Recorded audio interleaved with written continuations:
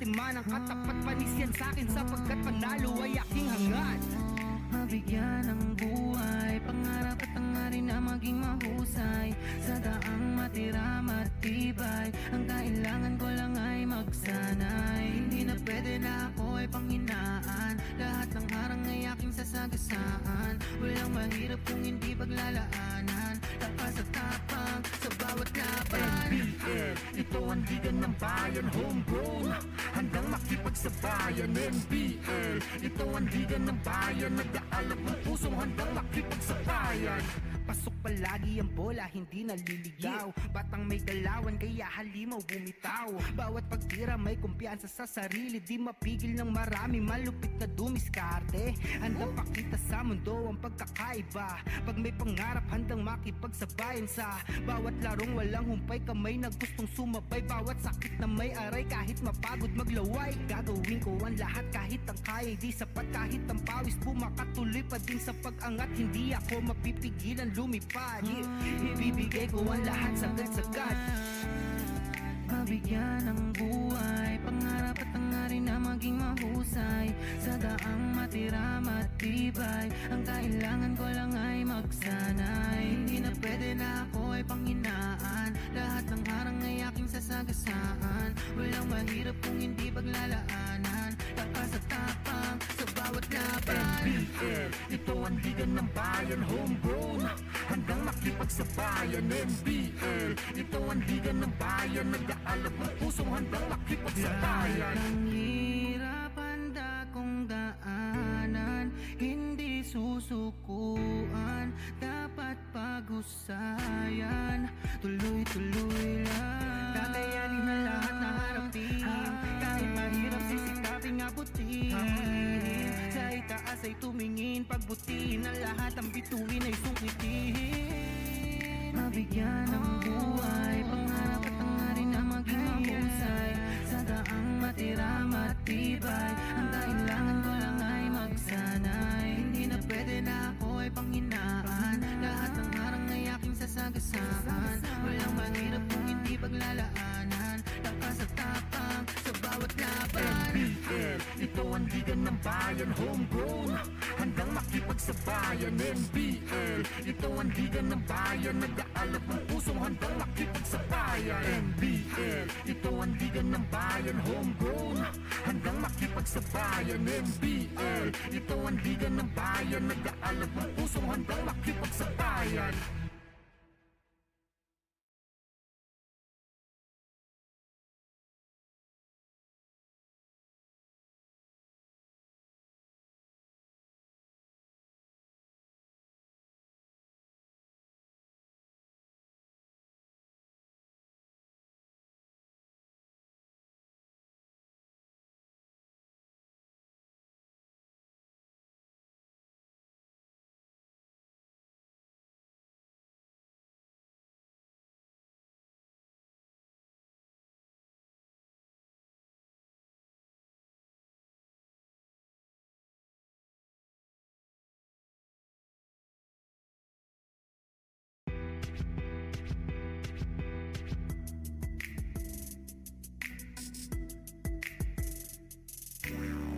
Yeah, handa na Isang magandang gabi Pilipinas at welcome sa ating live stream dito sa NBL Pilipinas Facebook page.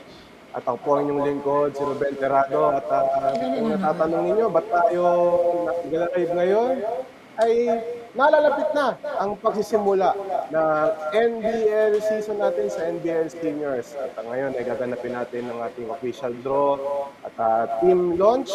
At kanina nga narinig nyo na yung inyong team song, no? At nakaka-excite pakinggan.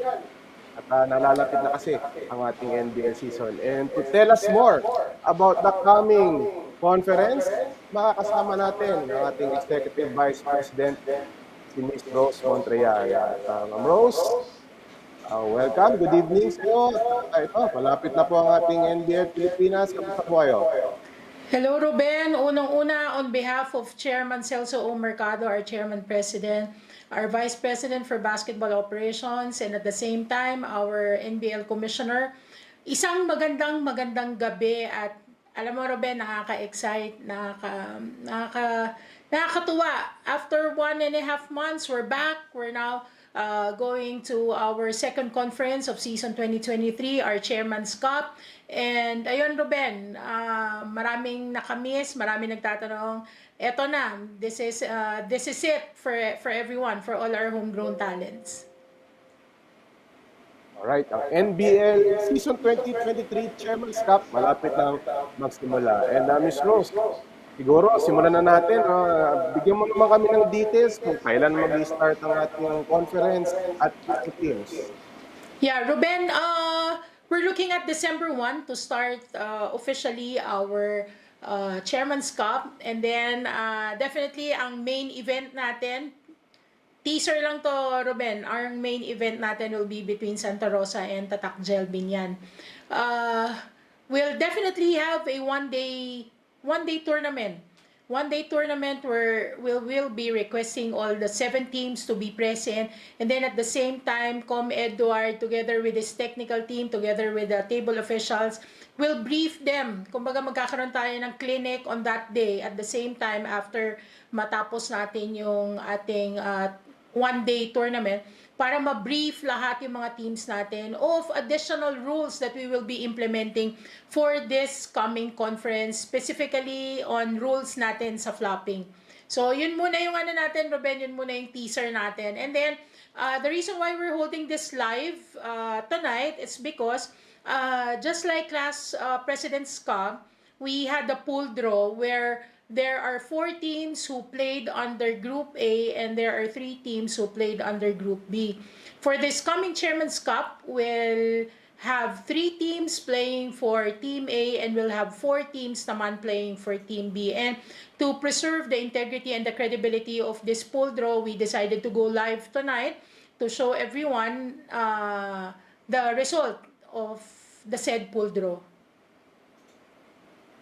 Ma'am, for the benefit of our new fans, no, at na ngayon lang magsusubaybay sa NBL, no, what makes NBL Pilipinas different from the other leagues? Kasi nga, ang ating sinasabi lagi dito sa NBL, ang tahanan ng tunay na homegrown. So, I'm sure yun ang pinaka-different, yun yung pinaka-unique sa ating liga, no? But tell us more about that, no? Yung ating pagiging homegrown. What makes it different from the other leagues? Ruben, if you are to ask me and if you are to ask the board or the Tres Cantos, consists mainly of our Chairman President Celso Mercado, Sir Edward, and I. Yung definition kasi ng tunay na homegrown means that very, very simple. We just don't call our teams a name of a city or a province, but definitely the players who are playing for the league should be born in the city or the province that they are representing. In fact, that's a primary requirement. Once the team presents the PSA of the player stating that the player was born in the city or the province, pasok na yan, no question asked, no other requirements. But you know, Ruben, there are also exemption to the rule for a player to be called a homegrown player. The second primary requirement is that the player at the time of birth, one of the respondent in the PSA or in the birth certificate, normally naman ang respondent is either a mother or a father, is a resident of the city or the province that the player is representing. Kasi Ruben, in cases like, for example, the parents are from Muntinlupa, but the OB-GYN or the hospital where the player was born is in St. Luke's in Taguig. So that makes the player a Taguigueño. But, you know, in the PSA, the informant's information residence is sa Muntinlupa, so the player is sa Muntinlupa. Can be considered to play for Muntinlupa. And third, being a homegrown is not just residency Because Ruben, normally alam naman natin yan, pwede tayong maging resident ng isang lugar valid for 6 months, di ba? So hindi tayo ganun mag-identify ng pagiging homegrown. The third parameter, which is the last option, can be the player at the time that he was studying in elementary, high school, and college, yung residence niya na naka-indicate sa school record is in the city or in the province that he's representing to play. So basically, that sets the peculiarity of the homegrown league of NBL. Kaya magtataka tayo, bakit yung NPL laging konti lang yung team? Because very few teams can really represent a pure homegrown team. So, that is what NBL is all about, and that is what the tahanan ng tunay na homegrown is all about. Ever since naman, Ma'am Rose, di ba, ang talagang gustong mangyari ng NBL is to develop homegrown talents. Anyway, Ma'am Rose, siguro let's start this ball rolling na, no? Ika nga. So, let's start with the pool draw. But, nga pala, Ma'am Rose, ano bang i-expect natin for the coming conference? Kasi ang tagal na natin dito since 2018. What's new for this coming conference? Ruben, I just would like to to stress the point that though NBL is a professional league, we still we still consider our league a developmental league. So tayo, we're just professional by classification under the regulation of the Games and Amusement Board, but developmental pa rin yung approach natin. We're not here to compete with any other league, but we are here to be complementary, a complementary league for other leagues. I mean, we train, we develop the players for for higher level of basketball, or playing for other leagues as well. So for this conference, the same format will play intra format, where you play single round robin with your group mates, and you play double round with the other group. Yun, Ruben. Okay, let's start the ball rolling again, Ma'am Rose. At ito na, isimulan na natin yung ating pool draw. But before that, let's reveal the teams that we'll be playing dito sa Well, ating before Chairman's anything Cup. else, before anything else, I'll show you on screen two empty boxes. Two empty boxes. The box on the right is where I'm going to put the team names. And then the box on my left is where I'm going to put 7 balls consisting of 3 letter A balls and 4 letter B balls. Okay? So we'll start the ball rolling. So I'll call the first team. It's Kamsur Express.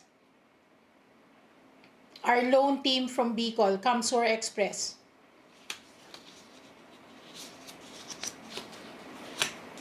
I'll put it in the box. Next is Tatak Gel Binyan.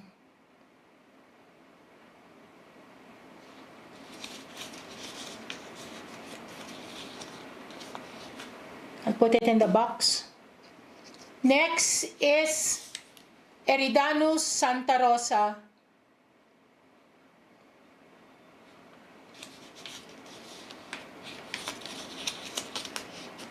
I'll put it in the box. Next is Makati Circus.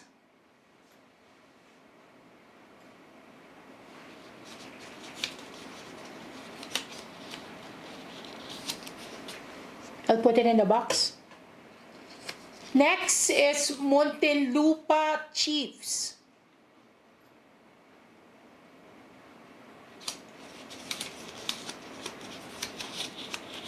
I'll be putting it in the box.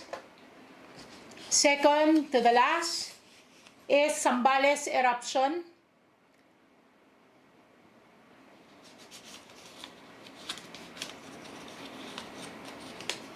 I'll put it in the box.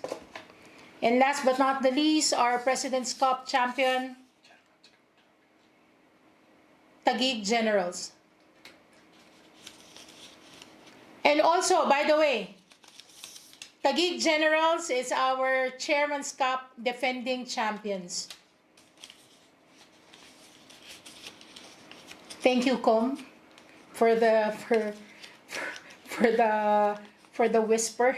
So I'll put it in the box. So we now have 7 teams in the box. And now, I'll show on cam 3 letter A orange balls. 3 letter A orange balls. A1, A2, and A3. So there are 3 A balls inside the box.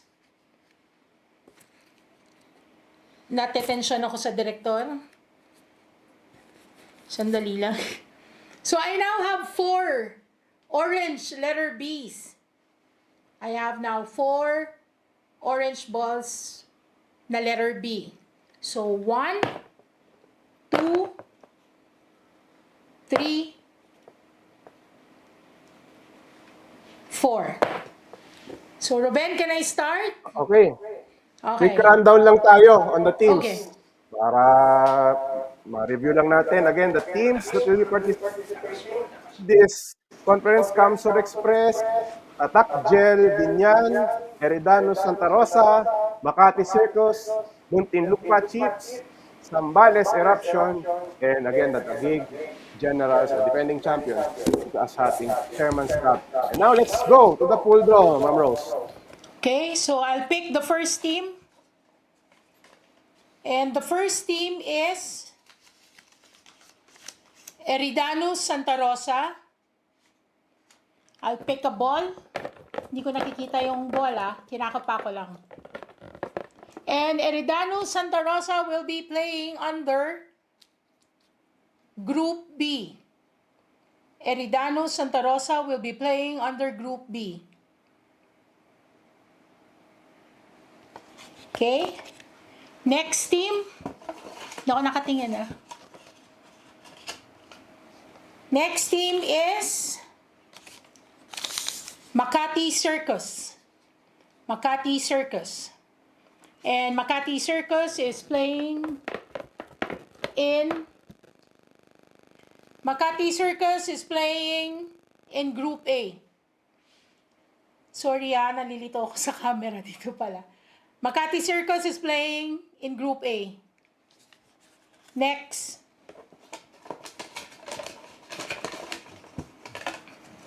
The third team is Camsur Express. And Camsur Express is playing in Group B. By the way, I would like to send a big shout out, happy birthday to Camsur Express Team Governor, Mr. Solomon Ngo, happy birthday. So you're playing under Group B. Next team.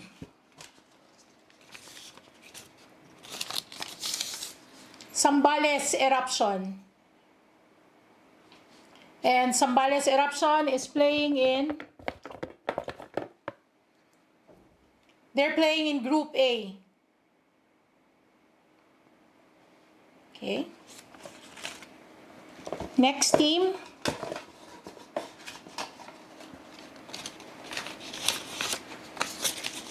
The defending champion for the Chairman's Cup, Taguig Generals.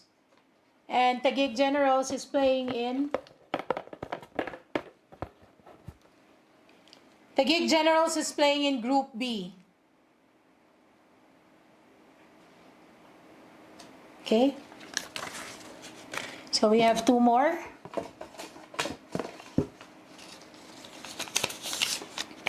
It's Muntinlupa Chiefs. Muntinlupa Chiefs is playing in Group A. So I guess we now have a conclusion where the last team, the 7th team, is playing. But for transparency purposes, I still have to pick the name. It's Tatak Gel Binyan. And Tatak Gel Binyan will be playing in Group B. So again, Ruben, for our format, there are 3 teams playing in Team A, and these are... Ruben? Alright, ito, rundown groups. In Group A, it's Makati Circus alongside Sambales Eruption and Muntinlupa Chiefs. Para naman sa Group B, Eridanus Santa Rosa kasama ang Camsur Express, ang defending champions, Taguig Generals, at ang Tatak Gel Binyan. Again, intra ang ating format at ibig sabihin nun, yung mga kagrupo mo, correct me if I'm wrong, Ma'am Rose, yung kagrupo mo, kakalabanin mo once. And then yung sa kabilang group, makakalaban mo ng twice. So, Twice, yun ang yes. ating And then, Ruben, inter-intra format. yeah, Ruben, we just discussed the inter-intra format for the elimination series. After which we proceed with the best of three semifinals, and then we proceed with the best of five final games. All right, it's going to be another exciting conference for us.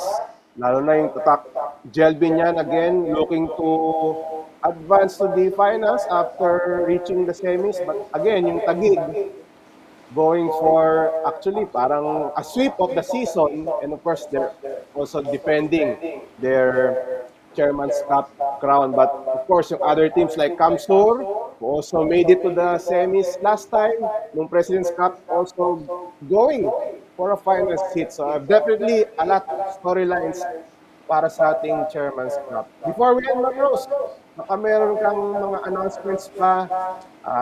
Alam natin, ongoing ng NBL Youth. Baka meron ka pang gustong sabihin about that. Go ahead, Ma'am Rose.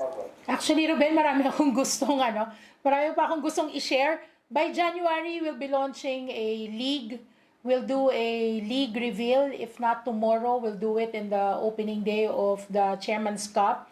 I would like to send a big shout out to our stakeholders from Taguig Generals, Honorable Mayor Lani Cayetano, and of course our head coach and Execom Chairman, Chairman Bing Victoria, who's going to celebrate his birthday really very soon. Advance happy birthday, Chairman Bing. And then we have Governor Luigi Villafuerte of Kamsur Express and co-team Governor Mr. Solomon Ngo, to the Honorable Vice Mayor of Binyan who owns Tatakgel Binyan. Sir, maraming salamat.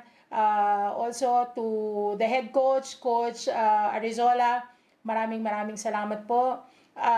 To Ma'am Winnie of Eridano Santa Rosa, the co-team owner of the Honorable Mayor Arlene Arcilas, maraming salamat ma'am.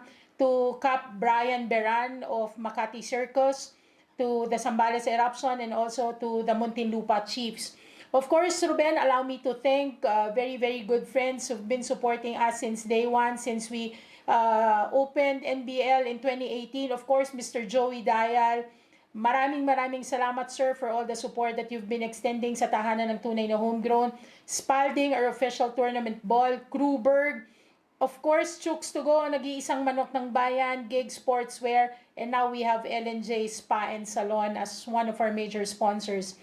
Of course, Ruben, I would also like to acknowledge Aliu Channel 23. Kompleto na ang channel mo as our official broadcast partners. You know, isa sa mga isa-segue ko rin na tomorrow sa youth games from 1:30 p.m. until the last game, ila-live ng Aliu Channel 23. So sa lahat po ng ating mga ka-NBL youth, you can watch your favorite NBL youth, sa mga parents, sa mga kids, sa mga friends, sa mga kids, ng mga teens at ng mga 21 under natin. You can watch the games live tomorrow at Aliu Channel 23, Free TV. Channel 23, of course, dahil nga Aliu 23. Bukas, we're very thankful to the management and Execom of Aliu Channel 23.